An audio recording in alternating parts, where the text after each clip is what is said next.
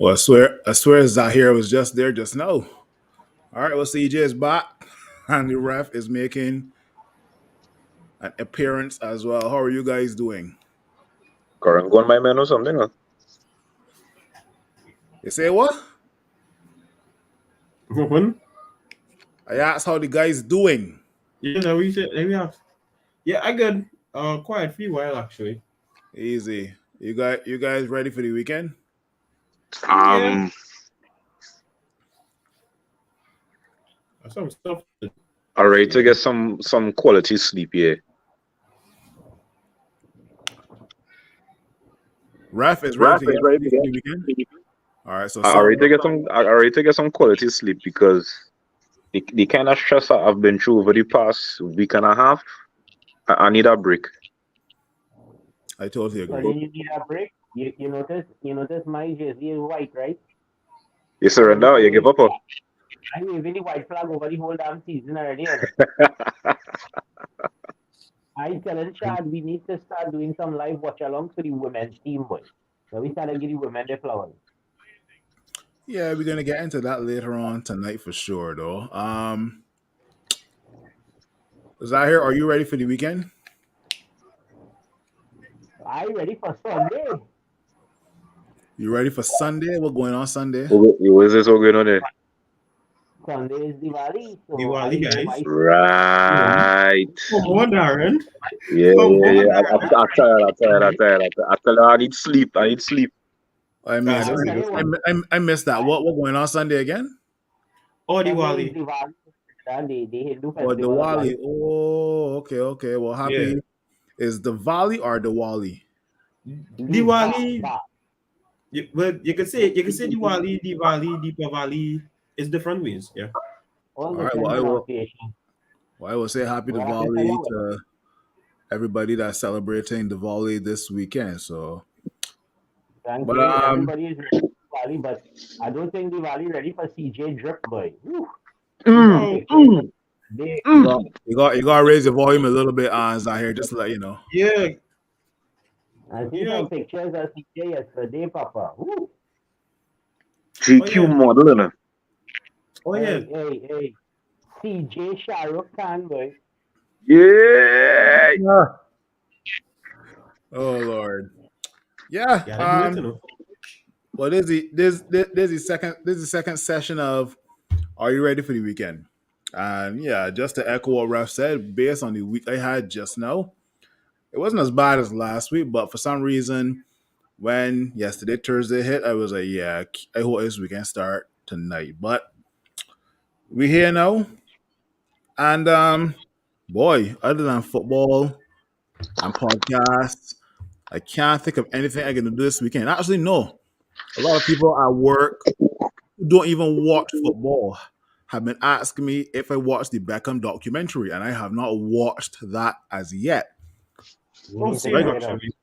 so I could put aside some time after the Luton game to watch that Beckham documentary. Because even girls at my work, even girls at my company who don't follow football, they probably only follow football when the World Cup come around and then they're done.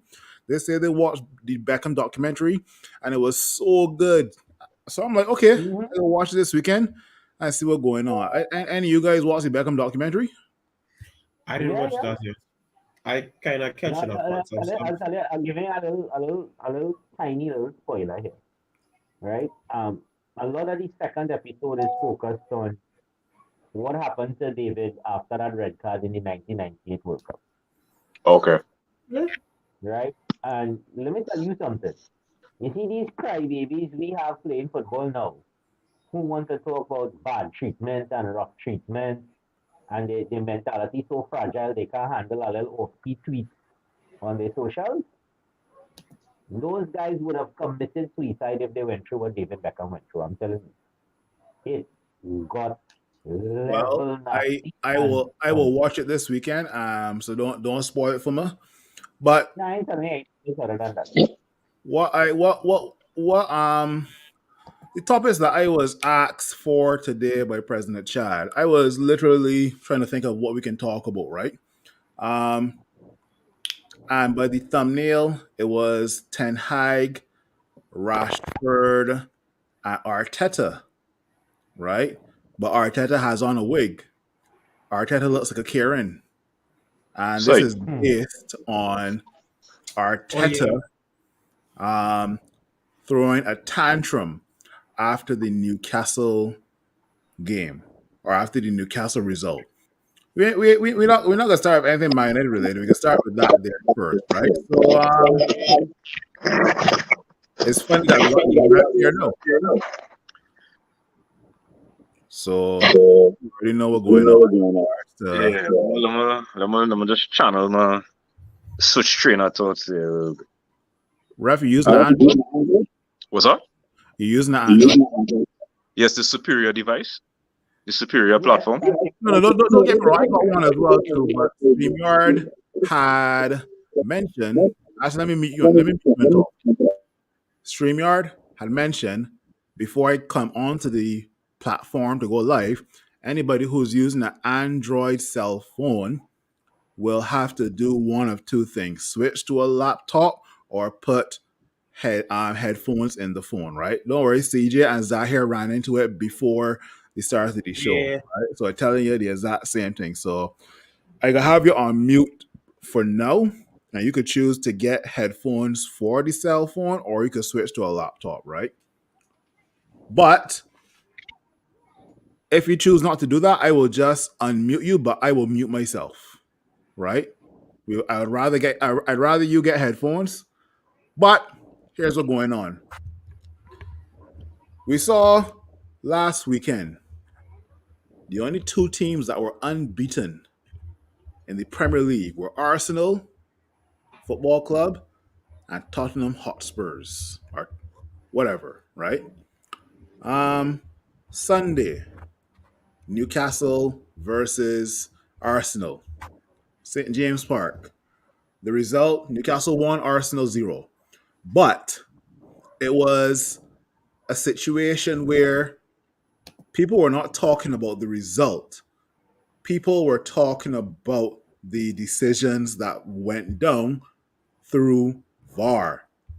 If memory serves me correct, people thought that the ball went out, one, and two, people thought there was a push on, is it Gabriel? Yeah, there was a push on Gabriel by, I think, was it Joel?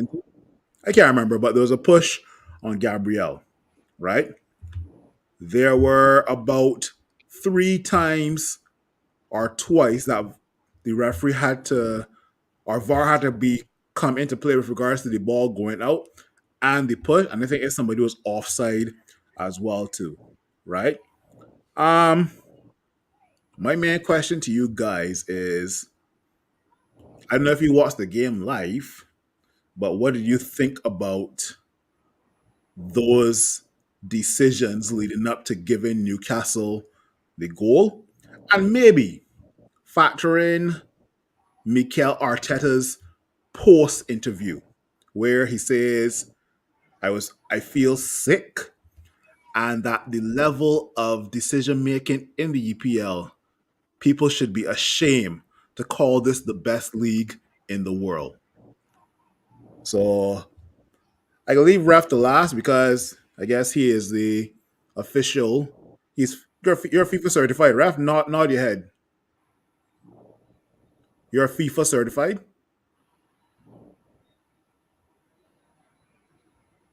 Also, he officially corrupt. All right. I got to unmute you, but I got to keep quiet. Wow. Wow, that's low. That's low. That is low. That's It's low. FIFA, bro. How low can you go?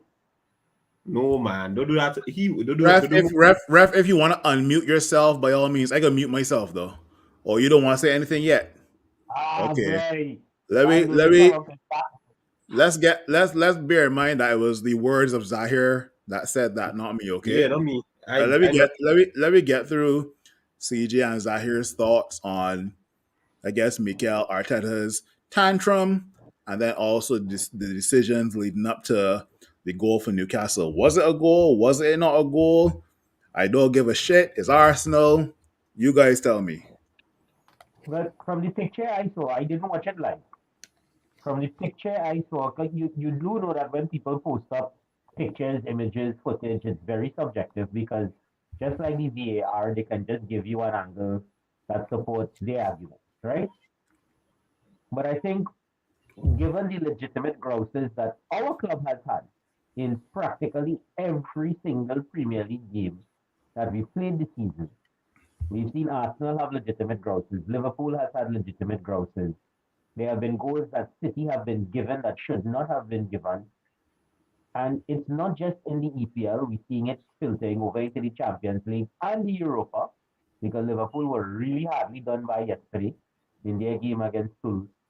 Right? Even though these are our rivals and our opponents, if we expect some level of commiseration with what's happening to us, we have to understand, hey, we have to band together. And I don't think Arteta is wrong for lambasting the standards.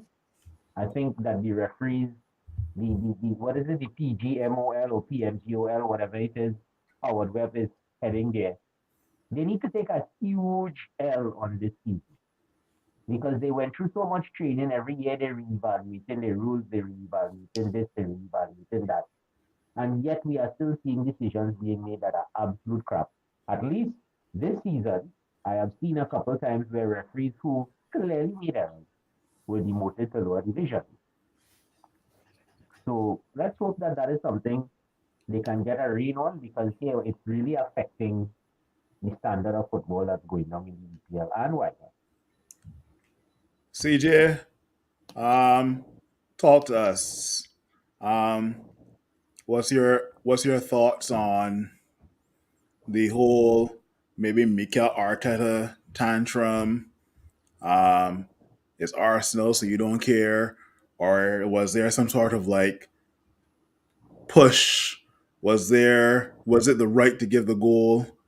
Yeah, you tell us. Honestly, I don't want to say it's Arsenal. I don't care because I fair is fair. Football is football. You have to let the game kind of play that way. I mean, if it was like Barcelona or something, I'd be like, well, they'll be paying off, man. So I don't really see none. Yeah. Whatever. But it's kind of ridiculous because how many times are we going to really deal with this? Because in context with the Arsenal, we've had problems with the Liverpool and the Spurs game, which they had to apologize for, which was crazy. And then now leading up to this, then the offside against Manchester United, where they said Harry Maguire was obstructing the review, which I still trying to figure out how you have to look at it and say, when is this going to stop? When is enough going to be enough? Because at this point, mistakes are costing people points, mistakes are costing people a chance at a game. And to be fair, yeah, Arsenal was supposed to play to the whistle, but if you see a ball go out, you gonna have the same reaction. Because no way, you see like no way. We have all this technology, they're gonna check that back. Because even if it's score, you thinking to yourself, oh well, they'll check it back or not so. And they didn't check it back. So I didn't know they checked it back and they still said, yeah, it's done. So for me, it's kind of ridiculous at this point. Like it's just ridiculous at this point. Before I go to ref, and before I mute myself so that ref could talk, I am more along the lines of I'm a Manchester United fan. Hold my beer, and I say hold my beer because you've seen the decisions that other teams are throwing tantrums about, right? But what about us as Manchester United fans? You know for sure if Casemiro was involved or if other United players were involved, you already know it's a sending off or it's a penalty, whatever, right? So Mm-hmm. I'm more along the lines of hold my beer, right? Now, with regards to Mikel Arteta's tantrum, right? Did Mikel Arteta have every right to do that? In the moment, emotions are high, so I can easily say yes, right? Um, Let me read out something that I saw on Sky Sports today, right? Actually, let me see if we could let me see if we could download it and put it onto the screen here, right? But in the meantime, what I would also add is that it's similar to what Didier Drogba did against Barcelona in that Champions League semifinal, where he said it's an absolute disgrace, right? And that's the words of Mikel Arteta in the tantrum, right? Let me see if we can launch this here quickly. So I found this on Sky Sports official. Where is present? Share screen. Uh, Window. Right, this here, perfect. You guys can see this clearly? Yeah. It's loading. Okay. The PL panel rules Newcastle winner correct. PL independent key match incidents panel decisions according to reports. The Havertz tackle. They are saying that the panel unanimously decided that Kai Havertz should have been sent off rather than booked for his first half tackle on Sean Longstaff. So it was the wrong call, right? The goal. Actually, let's not go to the goal. Let's go to the Guimaraes incident. The panel decided that Bruno Guimaraes should have seen red for striking Jorginho in the first half. So that's two wrong calls. But for the goal, it is showing that Joe Linton did not foul Gabriel. While they also stated that there was not enough evidence to state the ball had gone out of play before before being crossed or to judge Gordon offside. And it was the correct call to give the goal. Now that's by Sky Sport. That's where I got this image from, right? Ref, you ready? Okay. I will mute myself so there's no echo. Maybe I could bring Ref to full screen. And let's go from there. You can unmute yourself, Ref. We to start with the ball in and out of play. What I would want from VAR going forward is to have standardized camera angles, so that it might be difficult because each stadium is built different, but at least have some standardized measures of, okay, we're going to use this angle along the touchline, this angle along the goal line. We're going to get the best or the most field of view to judge these kind of things, because angle could skew a decision. From your angle, it could look like the ball has went out of play and you're seeing clear daylight. But when you go to a different angle, you're still seeing that little piece of the ball on the white line. And the rule is the whole of the ball must cross the whole of the line. Mm-hmm. So that's what I want from VAR, judging those kind of ball in and out of play decisions, goal or no goal, to judge that whole ball crossing the whole line kind of scenarios. That's what I want moving forward. How to phrase this, how to word this. What we are being taught and trained and retrained to do is to determine the impact that player action has. Now, the push, did that have a severe or adverse impact on the defender playing the ball? That is what the referee now has to decide when he's looking at the screen. Because I could just put my hands on your back. That doesn't constitute that I've impeded you from playing the ball. There's a clear shove and there was no way you could have played the ball, but then we're going from there. So even tying into Harry Maguire's involvement, did Harry Maguire's involvement have a severe impact on the play or on an opponent? These are the questions we have to answer now. So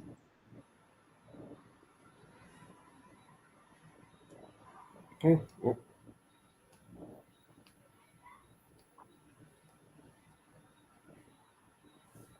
Phil, you're still muted. I have no idea what happened just now. I'll tell you what happened. Just as I say, when a FIFA trained referee started to speak truth, FIFA just censor the man. The Nah. man connection. I can cut one time. Fair enough. I actually had myself muted, and I said I will go to the live stream on Facebook and just type in some comments for Ref to answer our questions, right? And I had my first statement here where Ref did mention that going forward, VAR should show different camera angles, but it doesn't VAR have that already? No. I think what he meant by standardized is they have enough camera angles, but if you look at it, the shape and layout of seating around the pitch is different in almost every stadium, right? So Yeah. he's probably being standardized in the sense of, okay, you want cameras on all four corners directly in line with the touch line.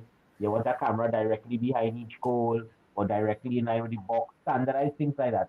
So depending on which stadium you go to, you know where Yeah. you're setting up the cameras, right? It's sort of a little bit like the cricket, where you know if you have to have some cams, it could only be directly behind each wicket, right? And if you want to have crease cams, it could only be parallel to the crease, right?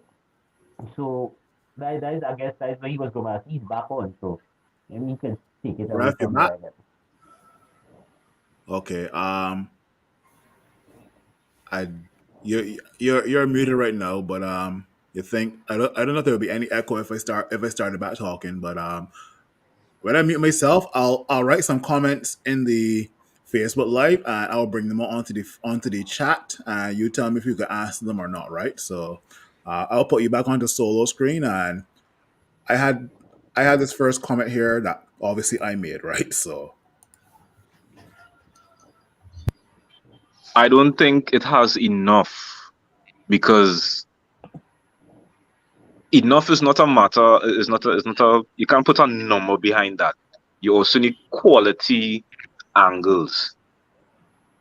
So you could have five, six, seven cameras on the goal line, but if the angles are poor, still can't make a decision, and they'll still turn and say there's not enough evidence. So Yeah. you really need quality angles, especially for judging ball in and out of play, because you need to clearly see the whole of the ball cross the whole of the line. A lot of So people need Rex, to. Mhm. if I may ask that, so you're looking at something like, as I was just making the point while you were offline, the seating arrangements and spacings in every stadium vary, right? What does not change, however, is the size of the football pitch. A football pitch carries certain dimensions, not so? Or does it? Or are some pitches bigger than the others? There is a range. The FIFA allows a range. There's a minimum. There's minimum dimensions. There's maximum dimensions. All right. So you would find smaller grounds, like perhaps Kenilworth Road at Luton, might have a pitch of smaller dimensions than Old Trafford. Exactly, but once they fall within the standards, so not all football pitches are created equal. Obviously, that's a very I shouldn't be making that statement at this level. But FIFA allows a range. So once you fall anywhere within those dimension ranges, your pitch will be primarily approved because it meets the criteria. So So going if to you're what you're thinking saying, want to standardized, build on what you're saying, hmm. it would be difficult because each pitch is different, each stadium is different. So how well do you adapt that VAR system, that camera angle system to that pitch? They would have to figure that out. The engineers would have to figure that out. But I So would if you're looking want at just standardization, then you could possibly be looking at something like, okay, regardless of location of pitch and size of pitch, we want to have four cameras at 90 degrees to this spot, two cameras directly in line with this, something like that, so that no matter how your stadium is arranged, you know how those cameras have to go. You then have to figure out where you're putting them. But those are the angles that are minimal requirement. Something along those lines. Along those very lines, I think there should be a standardization for VAR. People need to remember VAR is a very young system of officiate of assisting the referee. Is a very very juvenile system of assisting the referee. VAR was not here a long time now to say, well, it's 15 years we have VAR. How come they're still getting it wrong? VARs are very, very new technology. So of course you're good. The learning curve will be very steep. I go into the comments, ref. Okay, just to let you know. But yeah,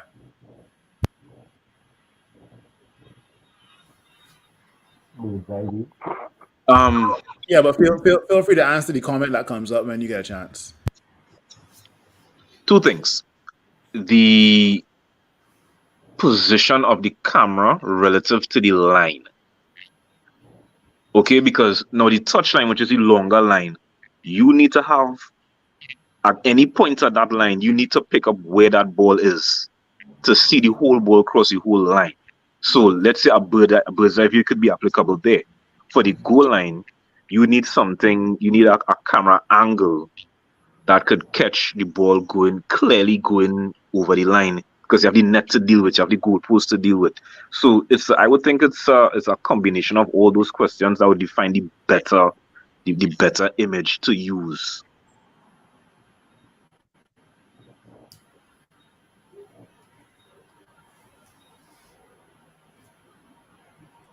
Yes, you're right. But the VAR that is used in cricket is a lot more advanced than what is used in football. I mean, put aside the differences in the sport, the application of the system is a lot more advanced than in football.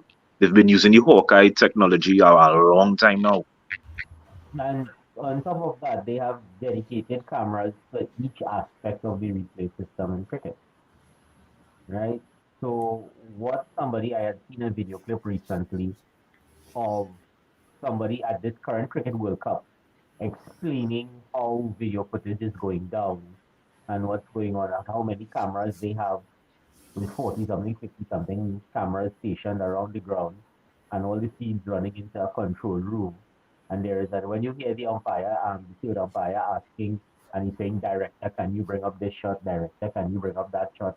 There is a director in the room who is monitoring all these feeds. Plus, you have other people monitoring particular individual camera feeds so that if you have to switch from one angle to the next, so they ask you for your best side on angle, if you have any other angle, right? Then you have the mic that is dedicated for the snick. You have the Hawkeye camera that is dedicated for ball tracking. So it's all, and even with that, I can tell you that you see decisions going on there that leave you scratching your head. That how you can really predict a ball is going to bounce that high or not bounce that high, right? When you're not actually taking into consideration variations and the age of the ball. A brand new ball will bounce higher than a ball that's been bowled for 25, 50, 35 overs, right? So even in that, there's subjectivity. So yeah, it's been around for a while. If football VAR had been around for that length of time, it may have been in a better position now. I mean, the absence of football VAR all those years ago led to the success of certain Spanish clubs, but Let me ask ref a question. Um, does the circumference of the football have to be to the right of the white line? The circumference or the edge of the football? What constitutes a ball being out from a ball not being out or on the line? Because we're just told that the full ball must be over the line. That's it. The full ball needs to be over the full line. There should be no part of the ball that is still on the boundary line of any, because the white lines are boundary lines. No matter where it is on the field, it's boundary lines. And the full ball needs to be over that line. It could be 1 inch of the ball still on the line. That ball is still in play. So as an assistant referee, or as because the man in the middle, he don't really need to know if the ball in and out of play. Because he can't see that most times unless it's clear and obvious. But as an assistant referee, you really have to have in your mind that visual of that white line and where the ball is regarding to that white line. Because let's say if the ball is in the air But and a defender, what's the purpose of the linesman then? Doesn't the linesman run to the edge and flag if the ball is out? you're supposed to. That Okay, that is, I mean, the purpose of the linesman. We could spend a whole hour and a half about that. which we But won't do. But yeah. the when the ball is adjudged to be out of play, yes, a signal goes up by the assistant referee that the ball is So out that's of a play. mind test. That's a So mind test and some human error. no, yes and no, because I could say yes because we're human, and I could say no because we are trained to see these things. We are trained to look for these things because if the let's my example of the ball in the air, but it crossed the line, but that defender just hook it back. You have to have that mental image. Okay, the ball, let's say that ball fully crossing that line, then coming back in play. And that happens like that. So Okay. it is easier. I don't want to say easier. It is less difficult All when you right. don't know what I'm to look for. trying to hold up something circular here, trying to get a good camera angle on it, Mm-hmm. right? You got that? So let's say this is a football, right? And it's on the Mhm. ground crossing the line. This point here could be over the line, but this point here where my thumb is will still be on the line because of the shape of the ball. Yeah, So it's for still this in play. ball to be adjudged as all of the ball over the line, it literally has to, if this is the line, has to be about all here for the Correct. entire, and it's not about circumference now, it's about the diameter of the ball that goes from edge to edge. So for that entire distance to be over the line, that's where you actually have to reach. All right. Correct? Let me switch it up. Let me switch it up a little bit. CJ, let me ask you a question. I'm trying to find the right words to ask this question or how to shape it. Is VAR against Manchester United or is VAR in favor of other teams? The thing is, I wouldn't say it's against Manchester United mostly. I think it's just that unfortunately we've just gotten shitty calls at a very consistent rate because to be fair, it mashing up everybody at a consistent rate. If you look at it, we just happen to get one of the worst calls. But I wouldn't say it's fully against us. I think it's just really unfortunate that we're in a state like this because Actually, let me put it another way then. Do Manchester when it comes to a Manchester United game, VAR is spot on, but when it comes to other games, VAR is not spot on. True, no, false. not I force because good example too. Okay. Again, it's good. It's a good example of it is true is that if you really look at it, a lot of times, like for example, our this is our Anthony Taylor era. Because Anthony it's like Anthony Taylor versus Chelsea era. Because if you look at Anthony Taylor games, when our man used to rep Chelsea games, it was relics. Like dog, the man I don't know what it was, but it just was real terrible. So for me, I think what's going on is that the inconsistencies it hitting us in a way that we were bad. But I also look at this theory too, where they said that when when they complain about Manchester United getting too much, when Klopp complain about Manchester United getting too much penalties, we stop getting penalties. So it have some legs here and there, but I just feel in general it's just very shitty. Question for No, you, I Zahir, as well. just really Is sharp. VAR All of is this is VAR payback from the times when they used to think that Howard. no, I was asking you, Zahir, same question to CJ. Is VAR against Manchester United, or is VAR favoring other teams, or is it a bit of both?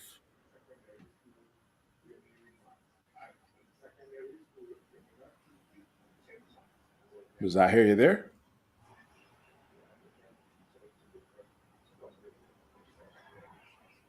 So, Does I hear like you're frozen? yeah, I think it's good. All right. Let me just remove Zah here quickly. Zah here, let us know when you're ready. Type in the comments. But yeah, ref. Same question to you: is VAR um against Manchester United, or is it favoring other teams, or is it a bit of both? The officiating team does not wake up on a Saturday morning and say, let us just mess with Manchester United. True. True. So we need to get rid of this victim mentality of the referee this and the referee against we. And no, no, no, no, no, no, no, no, no. That is our victim mentality. A call will always benefit one team and be disadvantageous to another team. There's no one call. At least somebody should draw that to me. What is a call that benefit both teams? Okay, a foul anyway on the field would be advantageous to one team and disadvantageous to another team. So VAR, with all its inconsistencies, the outcome of that decision will benefit one team and not benefit the other team. No, I get. Maybe no, just no. No, do the operators of VAR and the system of VAR evolves from game to game? Yes, because now you have to set and or maintain a standard, because you cannot leave a measure of what we call in Trinidad Vikey Vi or anyhow. All right, you have to set and or maintain a standard, and that evolves from game to game. So something that may not have been called in the Manchester United versus whoever game, after they review and they had their meetings and whatever, they say, you know what, we should in the next game, should this situation arise, this is the statute and standard we need to employ. Yeah. No, I get what you're saying. You stated the obvious where if a VAR decision has to be called upon, one team will benefit and the other will not, right? But obviously, if somebody hits the ball onto my hand, I'm in the penalty box, it's deserving of a penalty, right? But in the instance where it still hits my hand and my hands are to my side, and ref decide to do this here and run off the field and give it a call, yes, it still benefits the other team, but how does another team have to be punished? Let's put it that way, punished for such a drastic decision or such a controversial decision, right? That's what I'm thinking. Is that here? You're there now? Can you all hear me? Yeah, we can hear you. Yeah, I had to switch from Wi-Fi to data because my sister is the resident in-house IT technician. That's her profession. And she went on vacation this morning and float. And every time that woman leaves this country, the To Wi-Fi. answer your question, Phil, you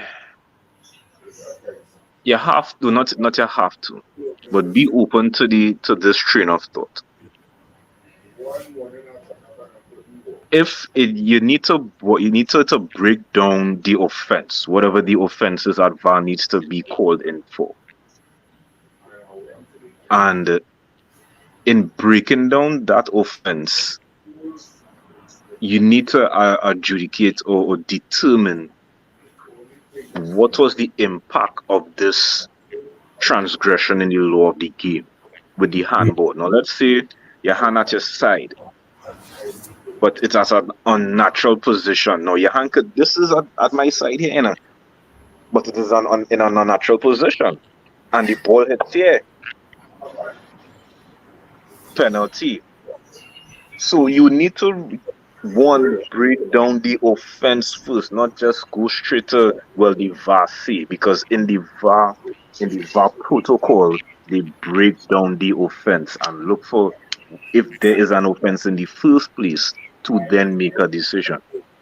And VAR evolves from game to game to game. They review every performance of that video team and evolve game to game. You're really gonna get this period of rough calls before things smoothen out, before VAR is unilaterally applied all over the world, no matter the league. So yeah, in being the judge, jury, and executioner, which is the officiating team, the only thing you execute is your duties. You do not execute as in to kill off the game of the game, the spirit of the game. You don't want to kill that. No matter what decision you make, because okay, today I had secondary school intercall, and the game ended up what 12-0, and in the 90th minute the team the winning coach is asking how long is extra time, and we like, you still want extra time, you winning 12-0, you still want extra time, but we have to fulfill the duties of the game. It had substitutions, injuries, whatever, and you need to add back time. It wasn't a practical application because the game is a foregone conclusion. So there's where the balance is, and people will slowly get around to that. The more VAR evolves, the more VAR grows up. Fair enough. No, well said. Let me get in a final two topics, right? In your opinion, this weekend, because we are playing Luton Town at home. Two things. At home, I'm playing Luton Town, right? Should Ten Hag draw or lose to Luton Town at home, will Ten Hag out start trending? It probably will. However, I'm still trying to figure out what more they expect the manager. They've rightfully found issues with how he makes his substitutions, who they deem to be his favorites on the team that never get dropped, right? Two prominent names, of course, being captain and Marcus Rashford, who he seems to never want to know. However, he doesn't play them in the League Cup against Newcastle, and we get our tails handed to us by Newcastle, right? So when he plays them and we lose, he doesn't play them, we lose, right? No matter what changes he makes, he starts Maguire and Evans against Copenhagen. Lonnie goes off injured, or what everybody believes to be now the better defender in Varane to come on the field, and we concede four. The defense that has better centre back concedes four. So I am at a loss here trying to figure out what else the manager must do. Because to get rid of him now is going to cost the club money that he can't afford to spend, because you're going to pay him off for the rest of his contract. And on top of paying him off for the rest of his contract, you're going to pay him the hush money too. The settlement that you give them so that nothing will be said for a certain period of time. So I could fully understand that people will start the Ten Hag out movement in full gear again. I just can't see any other option but keeping it, because who else is going to come? Let me ask you, CJ. You think Ten Hag out will be trending if we draw or lose to Luton at home? I think it will. Honestly, watching it, I wouldn't be surprised. You kind of see the murmurs on Twitter when you're ready to. There's already people going up to say, should I give one Oli more time? I don't know why. Like it's very confusing. The fan base is confused. So a draw and a loss just adds to the confusion. Like it's at a point now I getting ready to hear the Jose speech being recycled about football heritage, and it's like you're recycling our speech, and this club don't care. Great, great, great. And then I I see a compilation of Ole Ball the other day. I say, ah boy, it coming back, shit coming back, which is weird because like I feel like in my best opinion, you should keep Eric. I'm not saying keep Eric in that it could change, but like in my humble opinion, we've been here already, and I'm not saying I'm looking forward to like I'm no like Jim Ratcliffe will fix everything by next week, but the reports of a director of football and certain things, I would say keep Eric to see how that affects him in January, in my opinion, because for me, I think you can write off this season and call it a dud, and then you'd start next season. Like I genuinely feel if you the club says, you know what, we're calling this a dud, then it's like, all right, cool. Because to go through a new manager with the same side to do what exactly is crazy. But yeah, if them the fans, if he draws or loses, I do see Eric Ten Hag out going trending on Twitter, which sad, but it wouldn't surprise me. Ref, and I kind of agree with CJ that the season's kind of a dud. But ref, we should be able to beat Luton Town at home this weekend, correct? Or dot dot dot.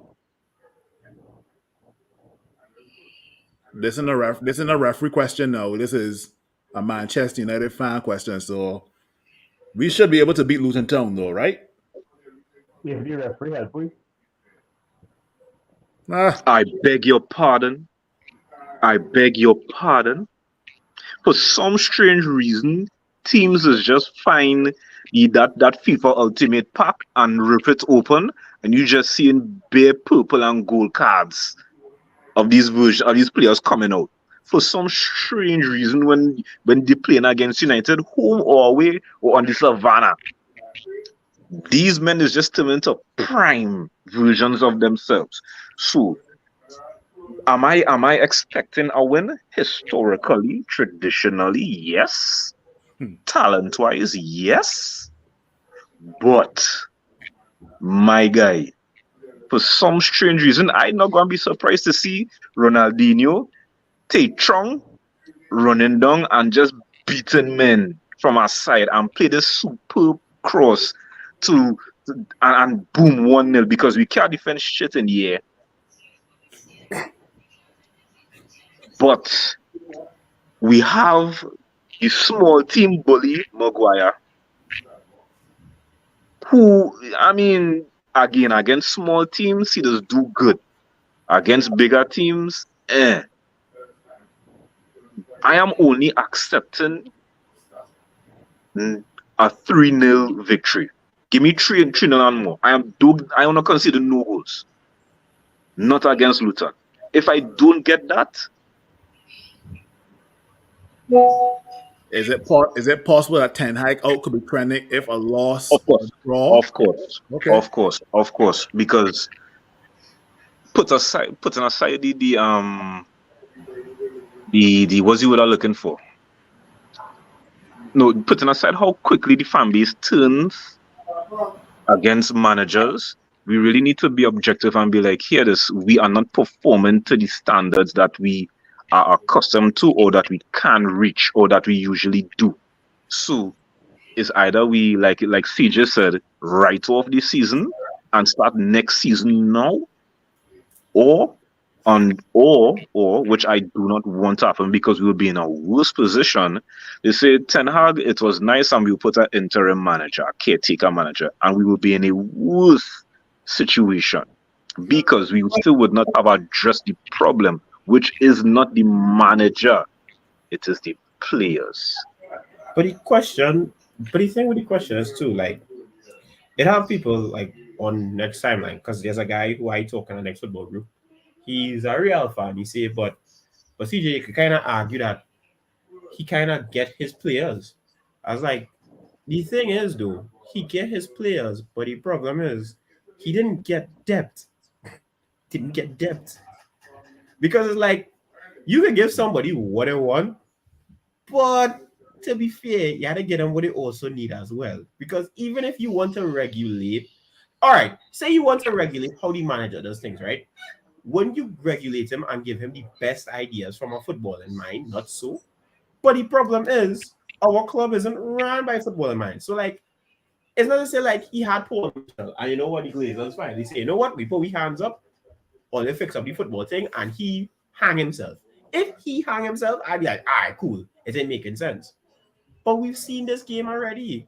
How is a fella with the lack of depth get third place and get a trophy? That had to tell you something had to be. And men go say, but CJ, that the manager bounce. No, that could never be a manager bounce, though. That could never be a manager bounce. A manager bounce is way different, and a manager bounce doesn't even look like how it looks with him, especially with the squad depth we have. And for the longest while, the problem was squad depth. Because if anybody followed this transfer season, he wanted men gone. He wanted to sell fellas. He wanted to sell players.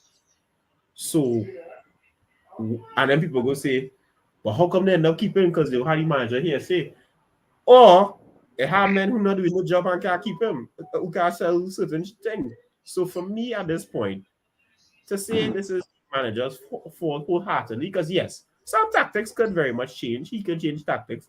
But even if he changed tactics, would the result change so drastically? Would it really? I'm not sure. Let So me yeah. just add this on to what CJ is saying there quickly, right? Yeah. People are saying he got his players. Did he really get every single first choice player he wanted at every position? We went after No. Urian Timber first, but couldn't get him and ended up with Martinez, right? His first choice central midfielders was never Casemiro and Amrabat when he first came in. His first choice striker could not have been Rasmus Hoyland, when he started looking for a number 9, right?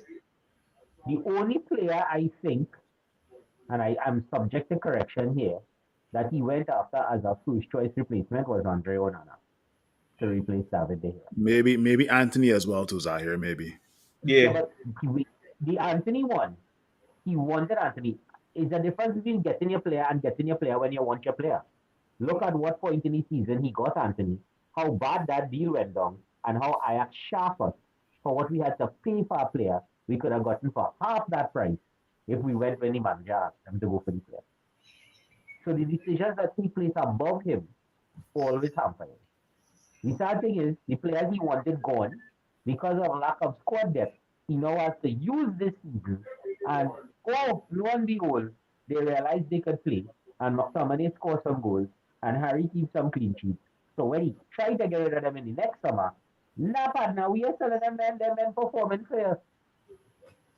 Also, So no Louis, matter what does, he is getting hampered by the ownership and the people directly under the ownership, i.e., CEO, director of football, Before and before so before CJ and Rev jump in, just to add into what Zahir is saying with regards to if he got the players he wanted, yes and no. I think Zahir touched on the yes part, but I could touch on the no part.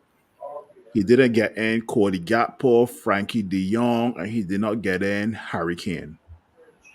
You guys can go Kim now. Min. And Kimmich and also Kimmija as well too, just to add those names inside there. mm-hmm. Also too, we could also argue that the injuries because if you kind of watch the trend of it, people saying about where the injuries come from, you gotta understand again, this was the same squad that played more games than most PL teams. We were playing.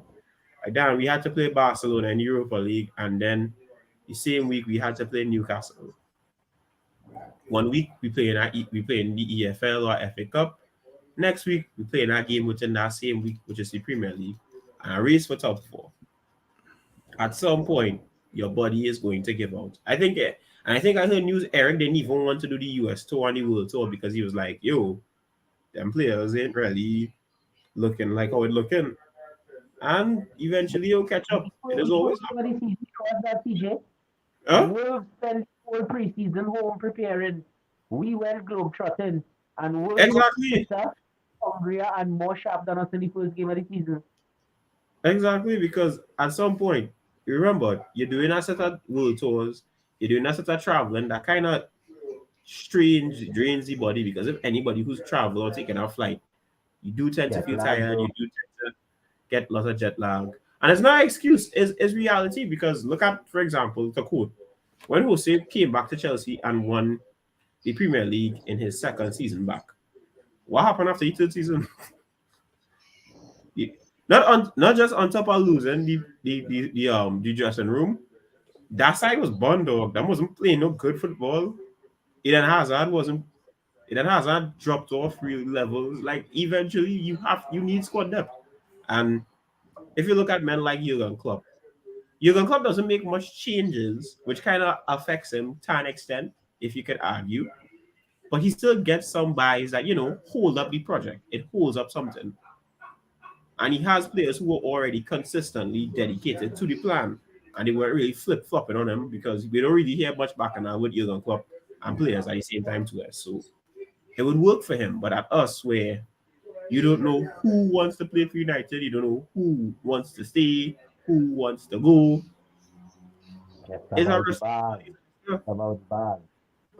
Yeah. Ref, you want to get some input on this here? I am shocked and appalled that you guys did not mention our star signing this season, Mason Seven Mount. How could you guys forget that? Because there was such a high demand that we really needed Mount. The fans were clamoring, get Mason Mount. Mason Mount is what we need right now, guys. And you guys on this esteemed panel, on this esteemed global show would forget that. How dare you? As the host, buddy, I just asking questions. It's up to you to bring up Mason Mount, not me. You understand? Where's this? Where's the? I don't approve of this, guys. But you need squad depth. You need it, and we've been preaching this for years now. Where is the bench? Where is the bench? You have to buy players for the bench. Not everybody you buy will start, or not everybody you buy has to start or go straight into the 11.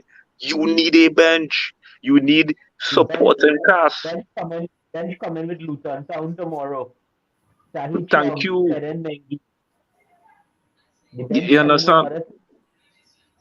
So it is when I see that that Ericsson still starting, I was like, so you mean to tell me you ain't find a replacement for Ericsson or a rotational player for Ericsson? That is crazy. Just curious, Ref. You're saying that Mason Mount was bought for the bench or for squad depth or to start? Mason Mount was bought. I don't even know why Mason Mount was bought. Because he's English. Oh yeah, we needed the quota. We needed to maintain the quota. One thing I will say about it, I think Mason Mount was bought, and this could be me, because people go say, because there's an argument, people saying, I feel there's a Ten Hag buy. I could argue it. I feel there's a Ten Hag buy that didn't work out because he had a specific plan, and because things went left so fast, the plan is out, and now he don't know what to do with it. Which you can't vex with it, because if you have a plan, oh God, you have a plan. If the plan will work, the plan will work. And I will be honest with that, because at the end of it, if you watch certain things, like he wanted to start a Kobe Menu, he wanted to do certain things, if you saw in the Arsenal game, that he wanted to do. But shit went left and it don't work out, because now with Mason Mount, I'm not saying Mason Mount is a terrible player. I'm not saying no to that. I just think he came into a situation that was bad where he doesn't have the time to like get active with it. And you see in certain games where even when he has a normal game, you could see that I could see where it's going, But right now, I don't feel like it will work out. So maybe he doesn't play him flat because he's telling himself it ain't gonna work out. But I think what makes it worse is that you gave him the number 7 now, boys. So like, yeah, that I really, because when I saw Mason Mount getting number 7, I was like, that I don't know, buddy. But you know what? I can't do anything else except like let me see where it goes. So yeah, it didn't work out. Now, did he fall to the curse? He didn't fall to the curse in a bad way because generally everybody falls into a certain curse. So him just being the 7 there, just like real tough. But yeah, do I think he should have gotten the number 7? No. But at the same time, I didn't want Garnacho to get the number 7 either because people was like, he stole Garnacho's number. And I was like, oh, buddy. Oh, buddy. He didn't. No, he didn't. I think the fans need to launch a petition if this mounting doesn't work out and he leaves, that we retire that number 7 until Awuzie talks up. Right? We gotta retire that. I Nobody agree. That's I my agree. thing. Yes, But that's my yes, thing. yes. That's my thing. Everybody says that we need a number 7, but it's like, do we really just need to put the number 7 on anybody, though? No, Because that's because you know, even the last man who made it great came back to wear it, and it didn't work for other reasons than the curse of the 7, obviously. But even when he come back, I feel there's still a hole heavy with that thing. So put away that number 7 shirt, don't touch it until we either develop a player through the academy that prove himself ready. And I don't think I'm actually there yet. I have full confidence the youth gonna get there, but I really don't think he at that consistency level yet, where he could tell where the manager literally had to watch that team and say, well, he's one of the first name on the team sheet week in, week out. And until I he think, get it, yeah, because aside from that, I think the only person who recovered from the number 7 strain was Antonio Valencia. yeah, because he went back to 25 or wherever he went Yep. back to. So let me get this straight. You guys are down for retiring the number 7 jersey. Yes. If I don't see it again, I don't vex. No, realistically, if I don't see it again, I don't vex. I wouldn't say retire. I would say reserve. Put it back in the vault, lock it up until we get somebody who is worthy of it. Not just worthy as in this is a big name talent or a big price tag, but an actual talent that is producing. Yeah. And not just one good season. Like he had to get like 2 good seasons or 3 good seasons. So like, all right, he could definitely handle the pressure of Manchester United. Give him the 7 because we'll draw a little parallel. It's a completely different sport. Sorry, across CJ. But let me just draw a parallel to this. You already think Chicago Bulls could have ever put number 23 on anybody else back? No. They definitely wasn't Derrick Rose back. I was going to mention Derrick Rose because I know Derrick Rose got the number 22. Nah, they couldn't put on. Boy, they couldn't put on Derrick Rose. Not that he was bad or anything. They see them injuries. Not even on Derrick. Honest to God, at that point in the time, even if God rest his soul, Kobe had left LA and gone to Chicago, you couldn't put on 23 on Kobe back. So let me play a little devil's advocate, right? Because I think you guys said once a player, so ref said reserve the number 7. Okay, fair enough. Once a player maybe has proven himself after 2 or 3 seasons, then he can wear the number 7. But there's a saying that goes, if it ain't broke, don't fix it. Don't fix. Ref, give me the side eye. Will you give me the side eye for a ref? It is already broken. No. You understand what I'm saying? Let's say Garnacho. Let's say Garnacho. Garnacho does well for 2 or 3 seasons wearing the number 49. And then you give him the number 7. You're comfortable with doing that, even though I said if it ain't broke, don't fix it? Yes, because the number 7 is not any ordinary number. number 7 for us is number 10 for Brazil. Yes. Correct. You understand? Not any and everybody could wear that. You have to be a proven talent to wear that. So if Garnacho causes it for the next 2 seasons and we offer him the number 7, he's like, you know what? I don't want to be the next number 7. I want to be the first number 49. Well, then, okay, do your thing. Okay. But the number 7 needs to be earned again. Okay. You understand? Barring Cristiano, our last great number 7 was Michael Owen. I mean, Michael Owen. You calling that Scouser name there, brother? Antonio Valencia, ref. No. No. Before Cristiano Ronaldo, he was just horrible. Valencia was a horrible number 7. Is David Beckham? Okay. I think, you know why he was not good number 7? I think he just didn't have that number 7 game. If you watch it before, we wanted it. Men wanted him to be a number 7. When he gave Rooney all those assists, he was wearing number 25, right? Yeah. Correct. Oh. The number 7 didn't suit the number 7 player. The mold of a number 7 didn't suit Valencia. He couldn't fit that mold. No. He about the flash, he about the limelight, he about all that. Yeah. And plus two, if you watch it, if you look at it and you watch it good, Valencia isn't the explosive number 7 type winger. It's a very work rate type winger who would find a cross.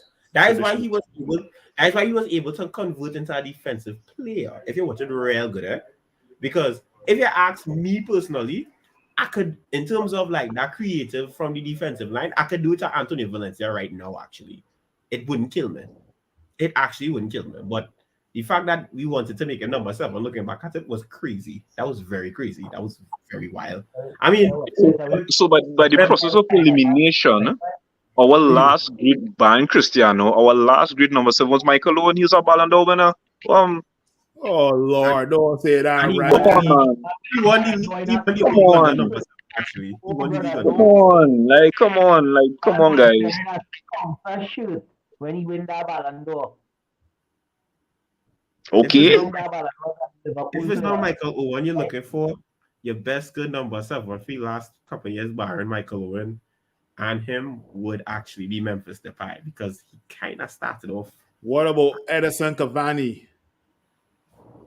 Oh yeah. Look how we forget Matador, boy. Yeah, for that first season, the 7 started to shine again, you know. And then he ref got short-term memory loss, man. Edison Cavani, bruv. No. I to come up with a ranking in how Depay is over Cavani. No, he's not. Oh no, I forgot about Cavani. That's my bad. If you took away, even if it's is Cavani, yeah, is the best one, and if not Cavani, it could kind of say Memphis, because he didn't start. His career in Manchester, but that's bad injury. And not just that, what hurt Memphis too is that when you find out that he really wasn't serious about the thing, dog, I find that was kind of dread. That was kind of wild. Yeah. Like, dog, give me a deal. Well, nah, you can't even put on Laurie Harvey, because if you kind of watch Memphis, the Depay career, it's not like he wasn't. It's not. No, people don't say he overrated. I wouldn't say it's overrated. I think it's just that they saw the levels, but I don't think Memphis used to push outside of the levels he think he was. Like, there was so much going on in his life too. Because you would say Laurie Harvey, but even when you bring up Laurie Harvey, this man was putting out rap albums and rap songs, which I ain't gonna lie, dog. The man sound like a Dutch squeezy rank, you know. But you go there. You go there. But Horse, the man said the world Messi no liner. Like, sir, stick to your 9 to 5, please. Like, what? Broski. Stop. Wait. Pull that back. The man said he don't listen to the haters because you know the world Messi no liner. And I was like,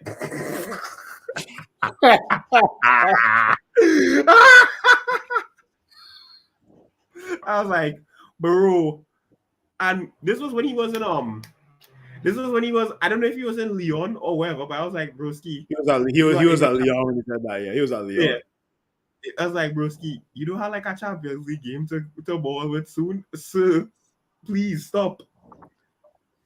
The man was a skater, right? The man knew he had a certain levels of talent that he could skate by on, and he figured Yeah, he could just that's do the minimum.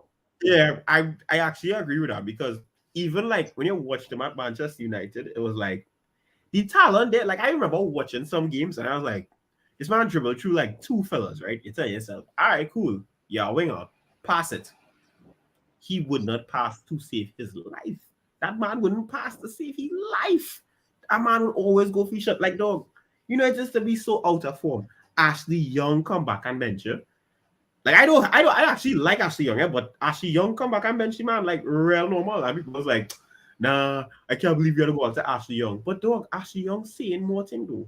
What you telling me? And hold up, Ashley Young benched the man with the man football father as manager. Yes. Yep. So let me ask a question. Should I ask that question? It's so Go random. ahead. It's so random. Would you guys date Laurie Harvey? The Birdman disqualified from answering this question. Why? No. Why, though? Because the man is a skater himself. CJ Me? is a So skater. CJ know the levels he can take his game to, and he so just skating by and not lifting his game. so Because Zahir he is saying doesn't have CJ. that. So Zahir is saying CJ would date Lauren Harvey. What about you, ref? No? I am spoken for. Real. And I talking to somebody. Okay. So Zahir, CJ, I and dated ref would anyone, so not date Laurie Harvey. Neither would I. I single right now. I could date anybody. I could. Fair Coffee enough. and good conversation is a date as far as I concern. Let me start to wrap it up. I want y'all guys to give me some predictions for Man United versus Luton, and then we'll wrap it up. 1-0 United. I'm telling you, that's how low I'm feeling. 1-0 United. What about you, And I will CJ? go even further to Oh, tell you, sorry, yeah. a Harry Maguire header in the dregs. A Harry Maguire header? In the dregs. What are you saying, CJ? 1-0 or 2-1. And my goals coming from probably Scott or like a bounce off shot from Ganacho. What are you saying, ref? 3-2 United, because for some strange reason we need to go on an emotional roller coaster, and we will concede first, and then we'll go up 2-1, and then they go equalize, and then we go hit it in the 80 something minute. My goals would be from Rashford finally, Bruno, and someone of them defensive midfielders. Sancho. To get Premier League mark now, man. Give me Hoyland to get his Premier League tally going. No, the reason why, because them men don't cross the ball, boy. Them men do cross the ball, and that's something plaguing United years now, boy. Cross the fucking ball, boy. Cross the ball. I think it's have people who would think that Hoyland is a flop, but it's like, no, dog. If you're not servicing a number 9, what you guys get? Because I don't care what nobody say. Go and watch the wing play on the women's team, please. Just go watch the wing play on the women's Because But the thing is that Jed, men figure is a number 9. They could play me same way as they play Marshall. No, that's stupid. Because you know why that's stupid? Because it's like, I remember I saw this conversation when somebody said, is it time to call the Hoyland thing a buy? We rated we make a bad buy based on hype, and I was like, no, it can't be based on hype, because let's watch it like this, right? There is no way you are telling me how is our man flopping in the Prem, but he is like balling in the Champions League most times he plays. And the thing is, we play very different compared to the Champions League and compared to the Prem. So nobody could say, oh, it's the same side he playing with. No. Menace actually feed him. I don't know why they decide to feed him on Champions League nights compared to Premier League nights. because Like, European football plays at a slightly slower play pace than Premier League football. So men getting a little Yes, more time. yes, and I'm not saying no to that. But if you could see from the slower point, right, that he could score, why don't you feed him even in the fast-paced moments? Because if you watch the runs he makes in the Prem, you tell me nobody is seeing that? No. Well, I Kind of mean, CJ, it's have a certain blonde hair guy that nobody to see making runs there, but I mean, Van de Beek, yeah. yeah, boy. That man was making dummy runs and he thought a bunch of dummies would not understand that. That's crazy. My prediction, I am gonna say 5-0. Woo! 5-0. Luton Town Luton? are garbage. Yeah, you. Damn, sir, you I hope, five, I boy. hope nobody from. I really hope nobody from Kenilworth Road listening to this show. I got Rasmus Højlund to score a hat trick. Ooh. And then the next two could be from Christian Eriksen and Wan-Bissaka. Man. Because he is my partner, Phil, on one of my fantasy draft leagues, Hoyland is my striker, is a striker, so I'm making sure I start him tomorrow. Actually, no, I can switch from Wan-Bissaka to Dalot. Dalot, as much shit as he playing, he might score one. So Dalot, Actually, yeah. Dalo. Højlund hat trick. And who's the next person I say now? Wanda Martial. Ericsson. Eriksen? Yeah. Or if not Eriksen, Mason Mount. If we got Pen Bruno. And if we get a pen, Bruno, yeah. But guys, I got ask the last question and we're gonna wrap it up. Yeah, Are you guys ready for the weekend? Yeah. Yep, my belly ready. Ref, you ready or you not ready yet? You not ready? Why you not ready? Like outside that Manchester United, you're ready? Like I just need to ask what's going on. Are ready to go and sleep Saturday, lie down, roll in a bed, sprawl out with the air condition on high 17 degrees, wrap up in a blanket, are ready for that. No, but you still have to watch the game. 12 goals there. You still have to watch the game. Yeah, under those conditions. No, you can't be sleeping and watching the game at the same time. That don't make sense. Exactly. That's to show you what. That's my mentality. Like, then we're going to make an absolute hash of this and scrape it out window. But if we win, though, like, okay, say we win. Like, say we really do win. What does it do for us, though? It puts 3 points on the board. Like that. I'm glad we just won the charge back on. United is the greatest. Oh God! Blazers in. So you need to stop doing that good impression at Tree on Twitter. Nah. Anyway, guys, this has been an hour and 20 minutes of Are You Ready for the Weekend? Raf, Zahir, CJ, thanks for joining me. Anytime. And we look forward to Man United versus Luton and any other suspicious VAR calls this weekend, right? So take care. And Salud. as President Chad would say, Man United, we don't die, we multiply. Yeah. Hey, if you appreciate what we're doing here at the United Hour, please like, please subscribe, and let's grow this community.